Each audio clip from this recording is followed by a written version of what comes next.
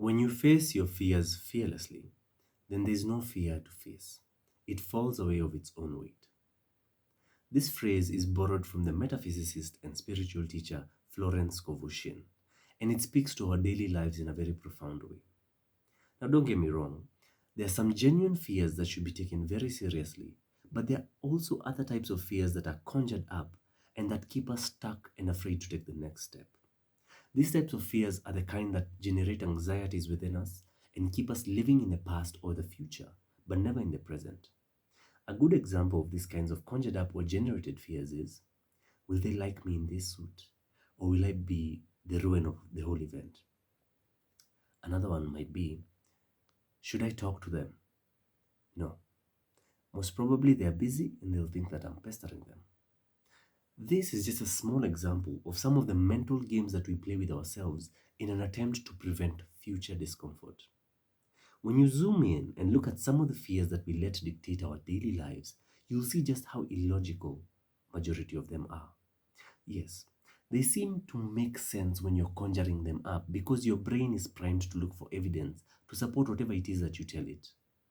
On closer inspection, though, you will see that most, if not all, of these types of fear come from a sense of insecurity within ourselves, and that most of us would rather not deal with this, but instead look for any other thing, person, or situation to blame it on, but never starting with ourselves. I told a friend once that reasoning from this perspective of avoidance of pain only keeps us locked in on our limitations and what we don't want. Alternatively, we can tune into abundance and choose what to do by asking ourselves one simple question. What gives me more life as opposed to taking it away in this situation? It is only from after zooming out that we see how absurd it is to delude ourselves that we can predict the future. Case in point, assuming that someone is busy and would think that you're pestering them if you choose to walk up to them and say hi when they didn't tell you that in the first place. Assumptions are a tricky thing and they always get you in trouble. Why not leave them behind?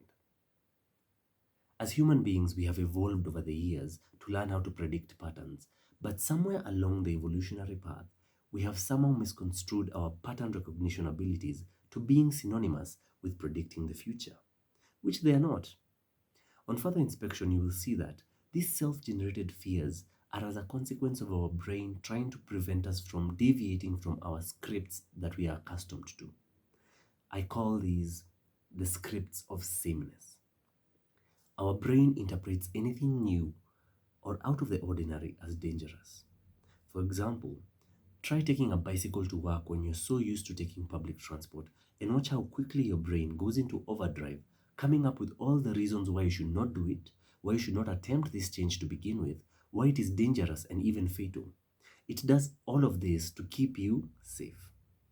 Again, it interprets everything new or off script as dangerous and potentially lethal because it has no way of knowing how things will turn out. And therein lies the trick of our current times.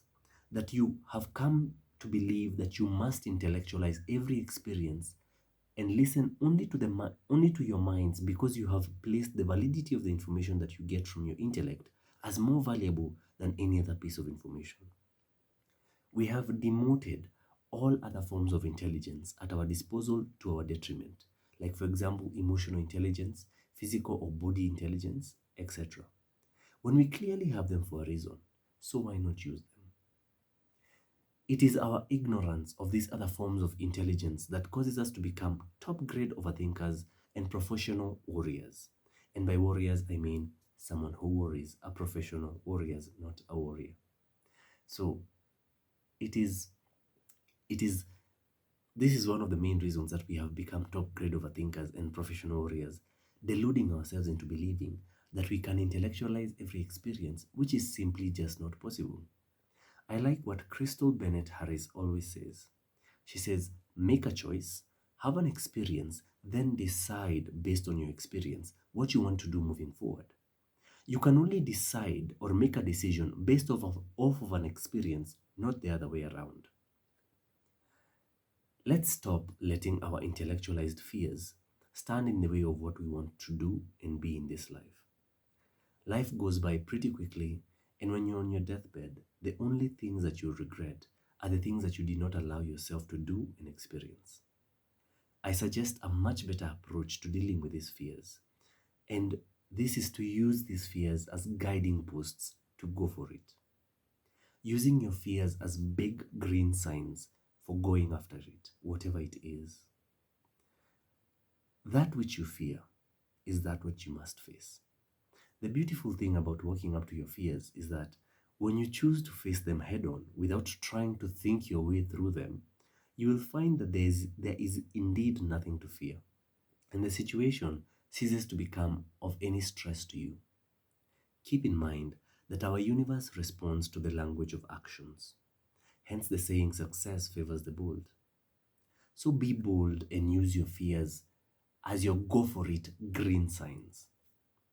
I'll end with this quote by an unknown author, and it says, "The portal to every next level is through the parts of yourself that you're avoiding."